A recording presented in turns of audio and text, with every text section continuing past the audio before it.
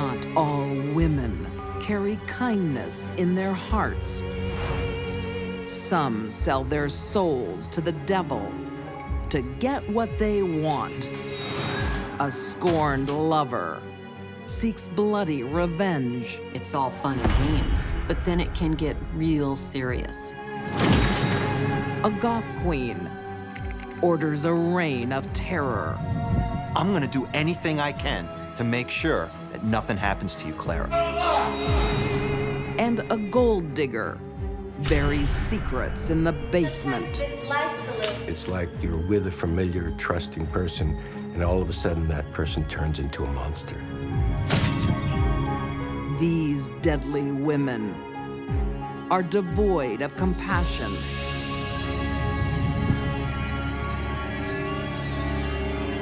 They have souls of stone.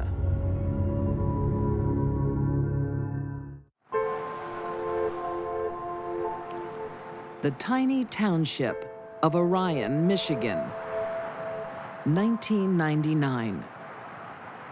Nicole, would you like to say grace? Businessman George Fulton has the ideal life. George Fulton was a military guy. Beautiful family. Gorgeous wife. O Lord, and these thy gifts which we are about to George, receive from thy bounty. his 48-year-old wife Gail, and their children are a gentle, God-fearing family. That was beautiful, honey. Gail was a very sweet woman. She's very religious, very family-orientated. Nobody could say a bad thing about her. The Fultons were a Catholic family.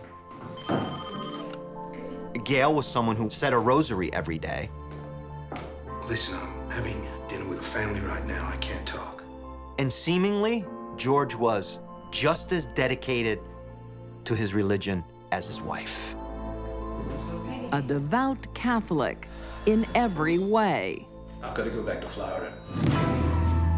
But one. George is mixing business with pleasure.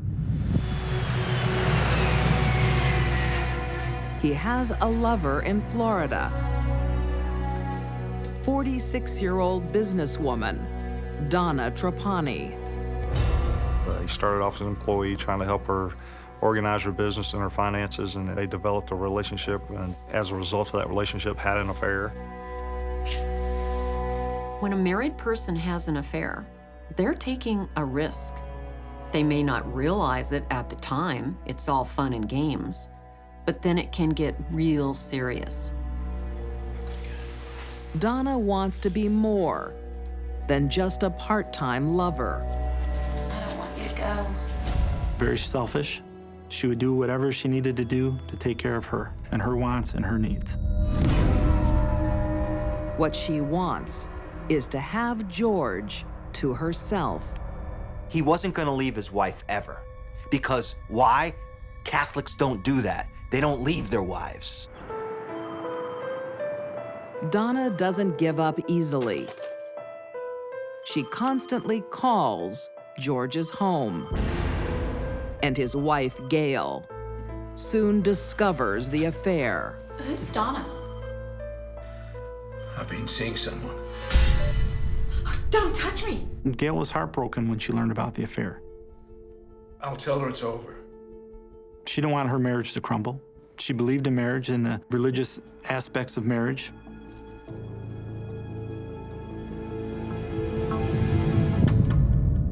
Donna's plan has backfired.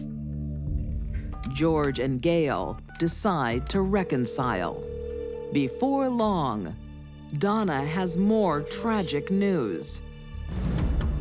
Hi, George. Donna asked one of her coworkers to call George and tell him that she's pregnant and has terminal cancer. Donna is in a very bad way. And guess who the father of that child is? George. She's hoping the new baby and her ailing health will lure her lover back. She figured she can convince him to stay with him and that she'd be able to, live with him, marry him, continue their relationship, and that he would leave his wife and family for her. Instead, Come in. George tries to repent his sins Hello, Donna. Hi, George. by bringing the loved ones in his life together. Donna, this is my wife, Gail. Usually the last thing a man having an affair wants is for his lover to meet his wife. Hello. Those two women should never meet. He and his wife, Gail, offer to take the dying Donna under their wing. George thinks, oh, I gotta do the right thing here. I gotta take care of my baby. When she dies, I'll take the baby, and maybe me and Gail can raise the baby. I've got a map here, and pretty much shows where everything is. This is where we live. This is the George asks Donna to move to Michigan so they can support her in her last days of life. I'll take you there tomorrow. He gives her a big map and circles places on the map where she can live, which would be apartment complexes near him where actually they can support the baby. But Donna doesn't want cozy Christian charity. I'll take you down there tomorrow. She plans to be George's one and only. Donna would stop at nothing to get Gail out of the picture, no matter how ridiculous her idea was. Hell hath no fury like that of a woman scorned. 1999, Fort Walton Beach, Florida. Donna Trapani is desperate to win back her married lover, George Fulton. Promise me you won't sleep with her. Donna manipulated George into believing that she was actually pregnant and had terminal cancer, and he believed her. Come in. But this new daddy is being duped. Hi, George. She wasn't pregnant, she didn't have terminal cancer. It was a complete lie. It was all false. Donna, this is my wife, Gail. When a woman pretends to be pregnant just to manipulate a guy to stay with her, that's pretty despicable behavior. A woman that would do that would do almost anything. Donna's deception doesn't work. George stays with his wife of 25 years, Gail. Donna started to get angry, and she finally realized that the only way that she can have George Fulton is get rid of Gail, his wife. She's gonna do anything she can now to get her man, including what? Murder. The wily businesswoman maps out her strategy. Sybil. Yes? She knows loyal employee Sybil Paget will do anything she asks. She found out Sybil was using drugs. She didn't fire her, so she was controlling Sybil, holding things over her head because one day she'd knew she'd need her. Sybil, Donna calls in her favors. do you know anyone that can take care of Gail? She asked Sybil, does she know anybody who can take care of George's wife? Yes.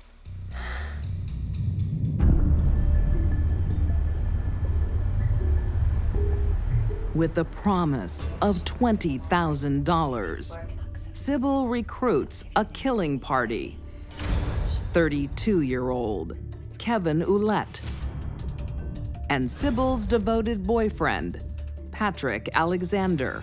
Patrick Alexander's a 19-year-old man. He meets Sybil Paget and falls in love. He becomes her little puppy dog. Whatever she wants him to do, he does. He's just madly in love with Sybil. This is where she lives. This is where she works. While Patrick's doing it for love, We'll do it in the library. their trigger man has other motives. He would do pretty much anything for money. Kevin had been known as someone to rough up people for a couple of $100 here, a couple of $100 there, like a bookie's leg breaker type of guy. I'll need a gun. Okay. But this is thousands of dollars. Kevin says, what do I gotta do? All you gotta do is shoot this lady. Donna Trapani sends her team on their murderous mission, hundreds of miles north to Michigan.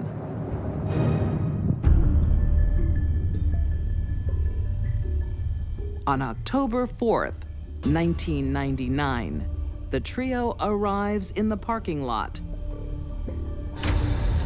outside Gail Fulton's workplace. They know that Gail gets out of work, so they come up with a plan. And the plan is this: stab the tire. So when Gail gets out of work, she'll come out, get in her vehicle, pull out, but the tire's flat.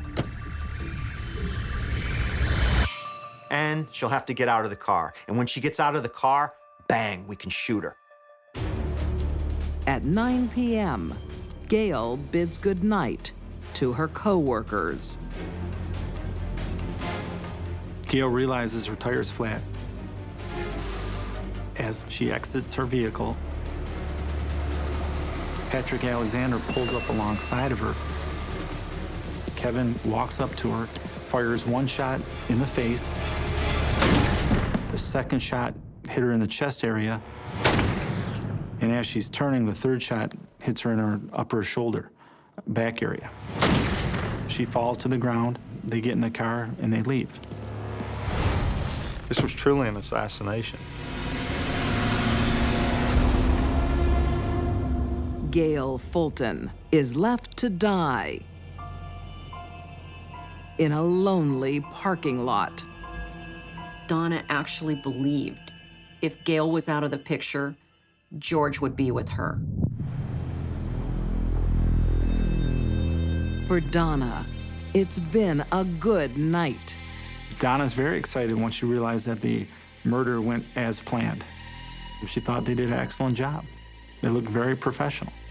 But her celebrations are short-lived. Police have released security footage showing the shooting murder of When she sees the nightly news with footage of the murder on TV. They didn't know that there was a video camera that monitors that parking lot and recorded the entire shooting incident in the parking lot. Donna thinks they've committed the perfect murder, but you can't commit the perfect murder with a camera recording it.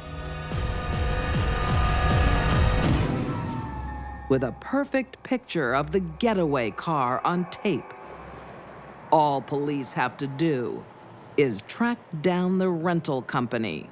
We knew what vehicle we were looking for. We tracked it back to Olette, Paget, and Alexander were in the car.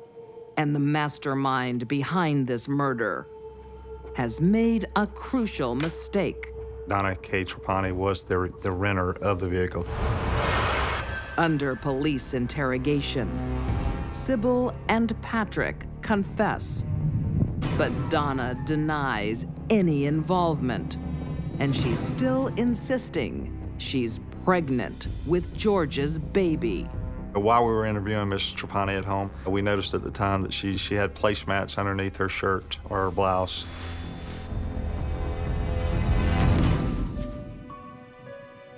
Trying to basically show that she was pregnant, and she used those as a way to make herself look larger.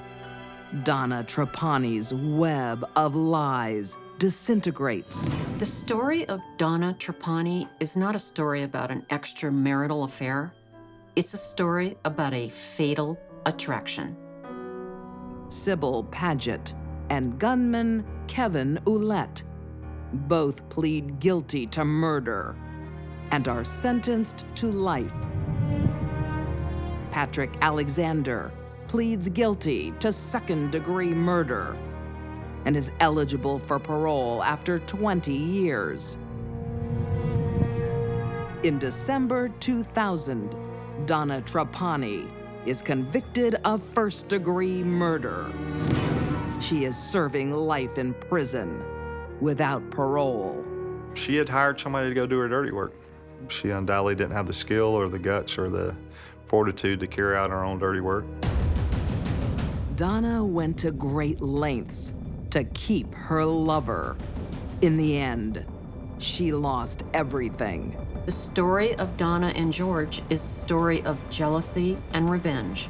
And that's a story as old as time.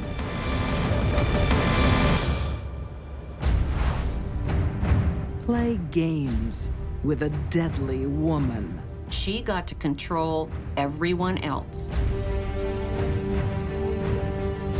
And you'll be drawn into her world. They knew exactly what they were doing.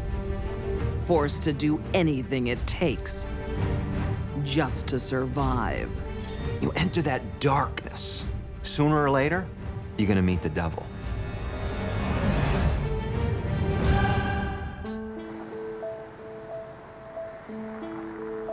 In Leesburg, Virginia, 2001.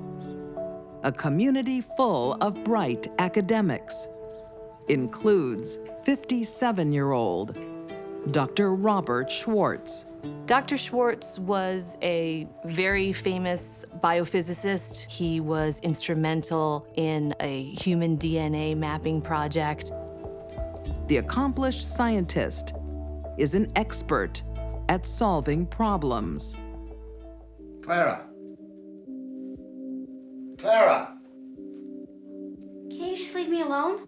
But he can't solve a troubled relationship with his 20-year-old daughter, Clara. I told you, I don't even want to go. Clara was one of those kids who never fit in. She wore a lot of black. She listened to a lot of goth music. She didn't really care much about making friends and interpersonal relationships.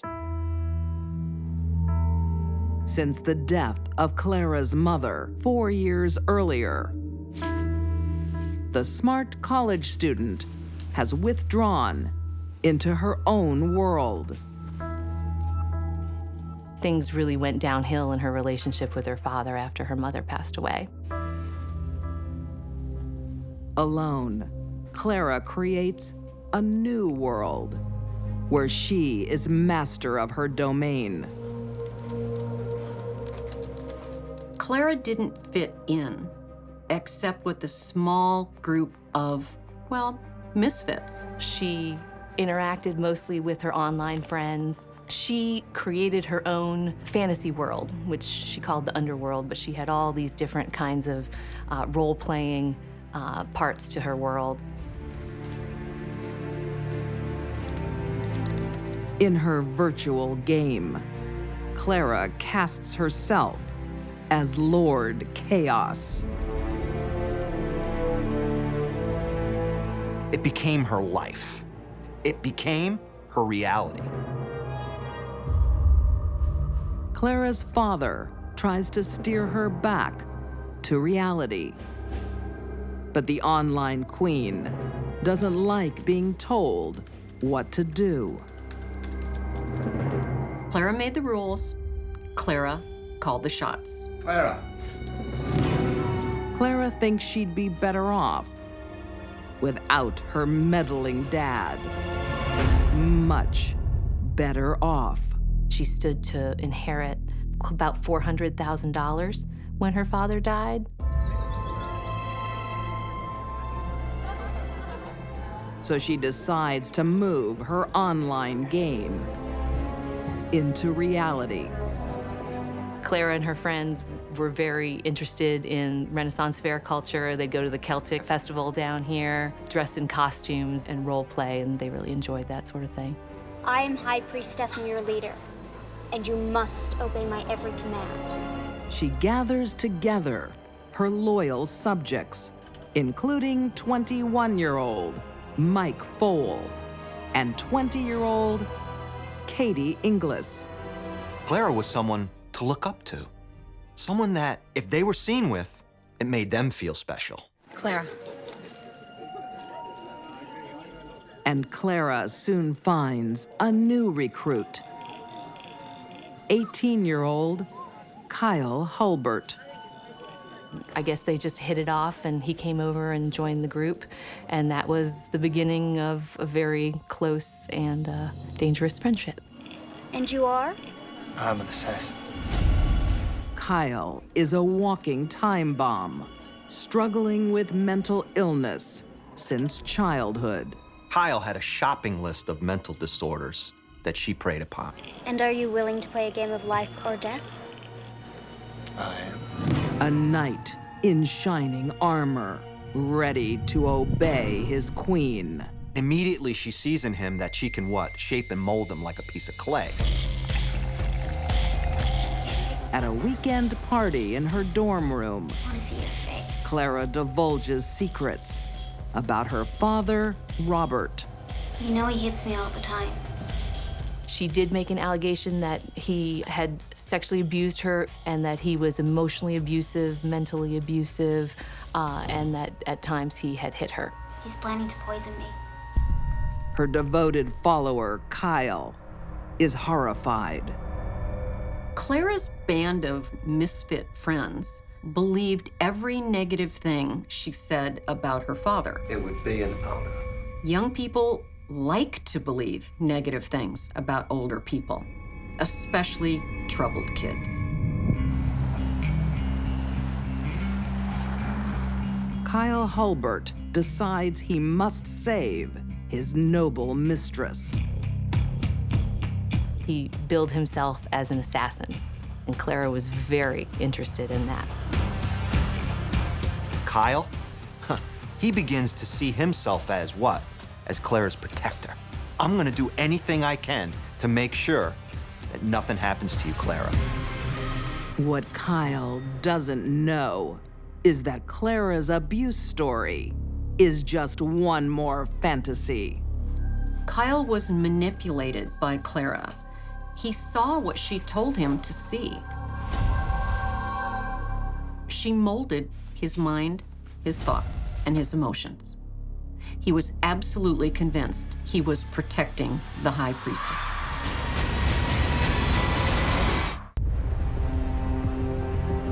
In Leesburg, Virginia, 2001, online queen Clara Schwarz has convinced her loyal follower, 18-year-old Kyle Hulbert, that her life is in danger. Kyle perceived himself as this great protector, and here's Clara, this damsel in distress, who, plays him like a violin. Clara wants her father, Dr. Robert Schwarz, out of the way so she can cash in her inheritance. She has carefully maneuvered Kyle to the brink of murder. Kyle was a very, very troubled young man. Clara was an opportunist with an agenda, and she found the right person to carry it out. The High Priestess also recruits Katie Inglis and Mike Fole. They all believe her father is a dangerous man. I don't think anyone really knew what was going on in Clara's head, except her band of killers. On December 8th, 2001, Katie and Mike drive Kyle to Clara's family home. Clara's not here, but... Kyle sees himself as what? An assassin. Wherever he goes, he carries an instrument of murder. A samurai or katana type sword, one of Kyle's most prized possessions. Kyle used the samurai sword as a weapon because it played into his fantasy that he was an assassin protecting the queen. His queen, Clara, is 100 miles away in her college dorm room. Hey, Brandy. Hey, how are you? Making a 2-hour call. And what is she doing? Dad's planning on taking me on a trip to the Virgin Islands. Creating an alibi, of course. What are you doing? That fantasy now became a reality. So he attacks Dr. Schwarz. No! Slashing him, stabbing him with that samurai sword. It's a murder frenzy. Blood flying everywhere. Dr. Schwarz had been stabbed more than 30 times. He was left dead in a pool of his own blood in the kitchen of his house. I I know, right? Clara, at the beginning of the conversation, had said, I have to go at 6:30. Oh, well, it was nice talking to you. I've got to go. Bye.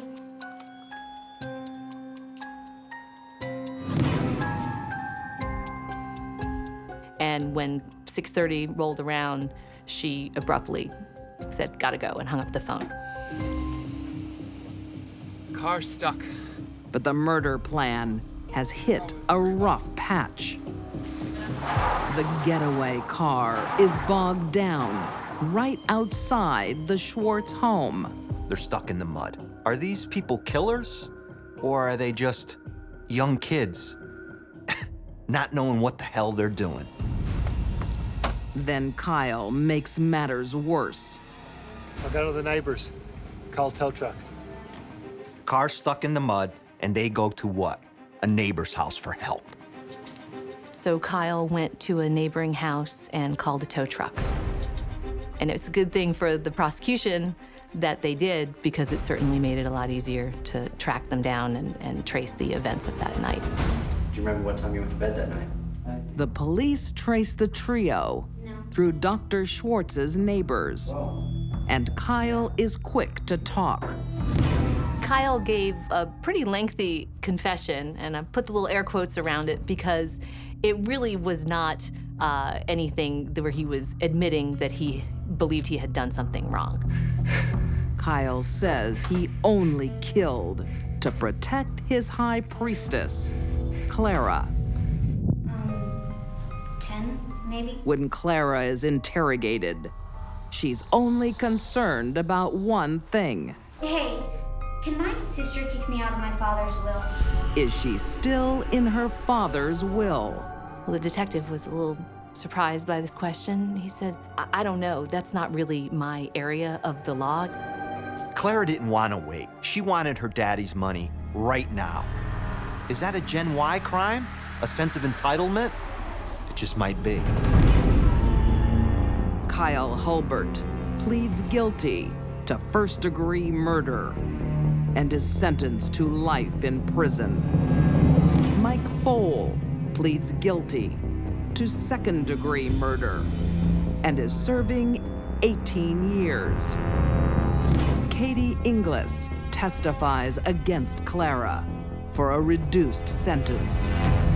With time already served, she is free weeks later. I still don't fully understand why Clara held such sway over these kids, except that she knew her audience. They were all pretty vulnerable in their own way. On October 15th, 2002, Clara Schwarz is found guilty of first-degree murder. She is sentenced to 48 years in prison. The cast of killers Clara hung around with weren't very bright, and she was very smart. And she was able to manipulate them into thinking the game they were playing maybe was real. The online queen loved her fantasy life, but her real hunger game was for cold, hard cash. Clara wanted what Clara wanted, and she wanted her father dead. When evil lurks behind a friendly face, she could be sweet and kind and caring. Everybody around her liked her a lot. Your services aren't needed anymore. your closest ally can become your enemy. You can leave now. But the mask would slip off occasionally. And there is nowhere to hide. I'm sure that this was the worst nightmare that anyone could have.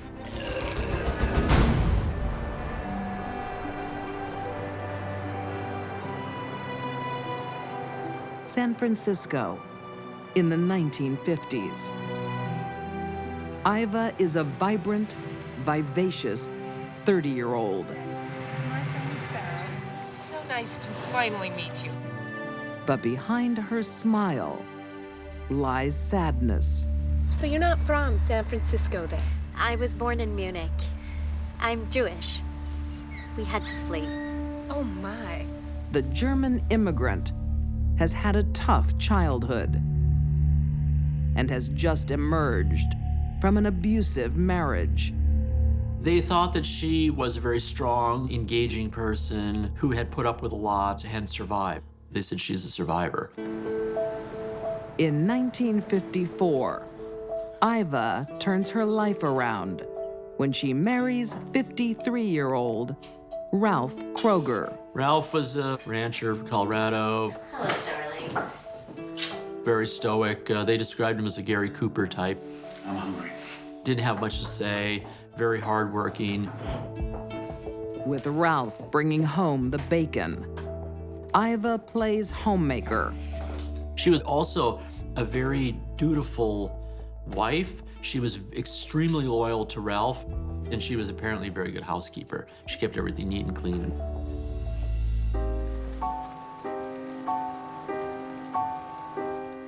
But being a housewife isn't enough for Iva. So lovely of you to have me, Mildred. My pleasure. She has dreams of running her own business, like her new friend, Mildred Arneson. What's that? She had been a very savvy businesswoman. She'd invested in real estate, run a number of motels, and was quite good at it. Mildred manages a motel in nearby Santa Rosa. Mildred was pretty successful, and she had over $50,000 in real estate. Now, that real estate would be worth over $1 million today. She also finds time to care for her ex-husband, Jay.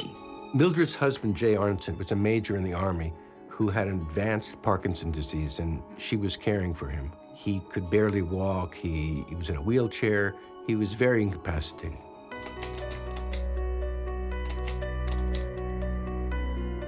But Mildred has a problem.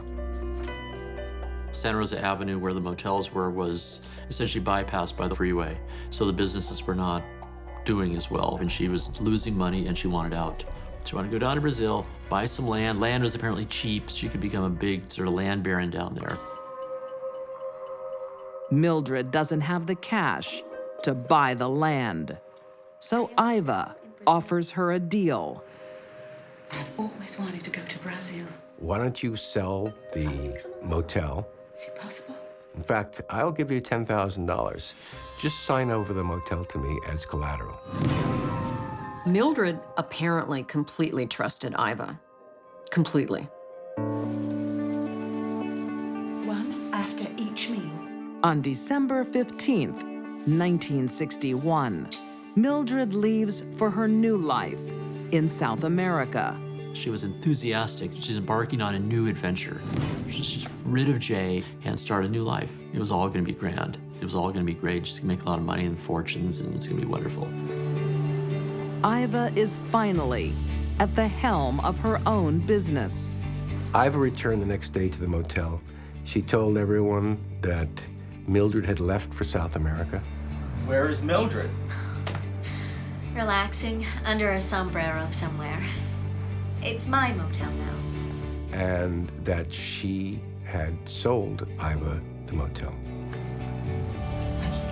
I think Iva wanted to be Mildred. She'd started living the life that Mildred had. But there's a fly in the ointment. Mildred's ailing ex-husband, Jay. Jay Arneson was still at the motel. He needed constant care. He had Parkinson's. So he was with Iva for the next month in the motel. Your services aren't needed anymore. The ambitious businesswoman You can leave now. has no patience to play nursemaid. There's no question in my mind that Iva never had plans on caring for Jay. Iva wasn't gonna put up with any of that. She decided that Jay was a liability and he needed to disappear soon. Jay was a marked man. Santa Rosa, California, January 1962. Motel manager Iva Kroger has an unwanted guest. 68-year-old Parkinson's victim, Jay Arneson. It's very likely that Jay knew what was in store for him, but there was nothing he could do about it. Iva decides to take Jay for a drive. She took Jay in a car, pretending to take him to the hospital. He was never seen again. Instead, Iva takes the defenseless man to the basement of her home in San Francisco. The Parkinson's took away all of his power, all of his muscle ability, so he could only sit and watch helplessly as she planned to kill him. I'm sure that this was the worst nightmare that anyone could have. Iva strangles him with his own belt. He was not able to raise his arms to defend himself at the very last few moments of his life. Iva has prepared for this. She's already dug Jay's grave.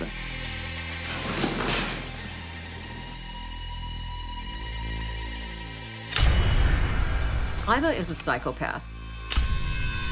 She is a user and abuser of other people. She thinks their stuff belongs to her. She just hasn't acquired it yet. Now, Iva has what she wants, her own business with no strings attached. A lot of people thought Iva Kroger was crazy, but Iva was crazy like a fox. She was greedy. Money drove everything in what she did. But Iva's greed will be her undoing. I have already paid it. If you don't pay me the money you owe me right now, I'm gonna have to rip it out. She had a very strong desire not to pay for anything. Fine. Iva had a fight with a man over money she owed him and pulled a gun on him.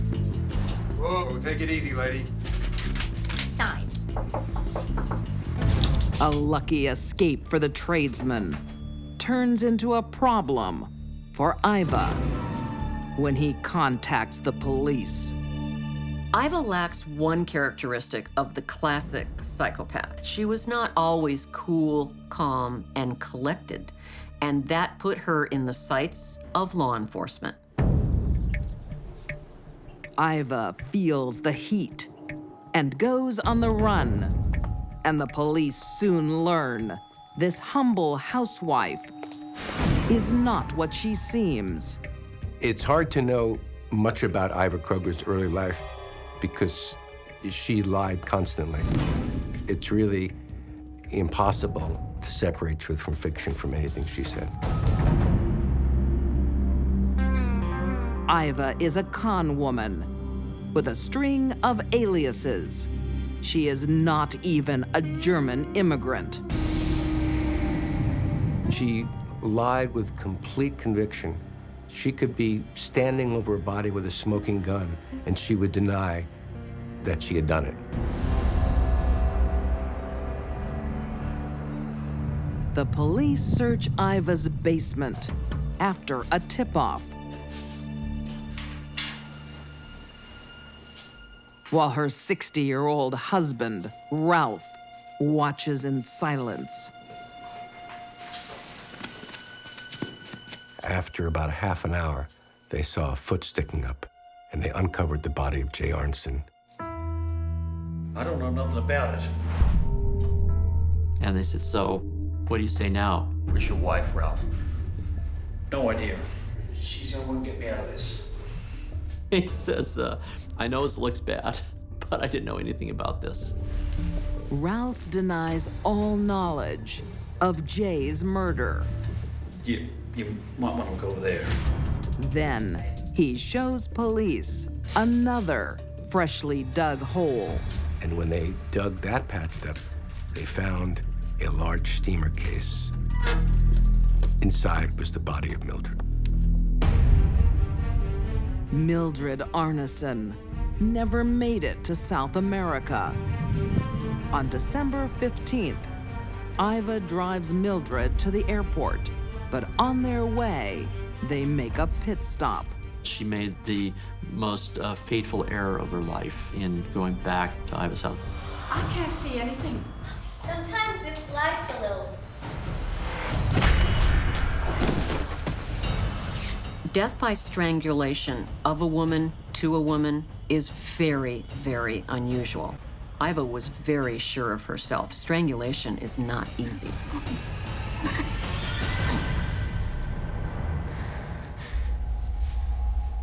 She doesn't want Mildred to resurface. So Iva seals her tomb. And now there was a statewide manhunt for Iva Kroger. A few weeks later, Iva Kroger is arrested and charged with 2 counts of first-degree murder. Her husband, Ralph, is also charged with murder. Prosecutors say he must have known something about the attacks. Ida was a guiding criminal mind, and that without her, Ralph wouldn't have been in that situation. Even if he had suspicions, just a suspicion, it was his obligation, his moral obligation to come forward. On March 26, 1963, Ralph Kroger is found guilty of first-degree murder. He is sentenced to life and later dies in prison. It is likely that he was involved, but probably completely under her control. His puppet master, Iva Kroger, is also found guilty of murder. She gets life, but is released after 13 years. She fooled every single person around her, including her husband. You can't fool that many people without having an engaging personality. The sweet and kind and caring Iva was a false front. That was to fool people. That was pretending. Iva is a killer.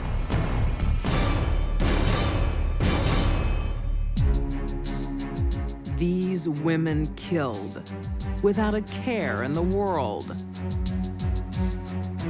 Donna Trapani wove a despicable web of lies.